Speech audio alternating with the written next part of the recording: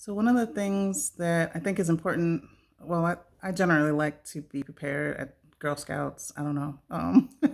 I prefer to have as much information as possible, and then I can make a plan. And I think it's important for postpartum too, because you're already going to be basically becoming a new person, right? You're going to be changed. You're going to bring home an entirely new person or people if you have multiples. Your relationships are going to change. So there's just so much change, and I feel like if you can brace for impact, as it were, it will be much easier on the other side. So there's several things you should consider, and I'll put them in the description box below as you're deciding what kind of help to get and if you need professional help, if your existing support system is going to be sufficient or not.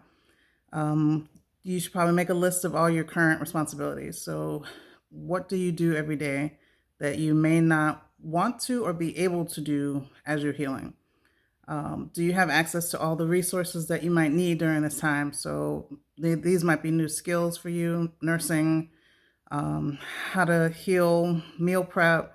Like, there's things that maybe you do in your normal life that would be fine, but not okay for as you're healing. So if you're normally walking the dog and that's good and it makes you feel good, if you have a cesarean birth, you may not be functioning at that level to provide that service anymore. So, but if you already have a dog walker, then that doesn't, it's not going to impact anything.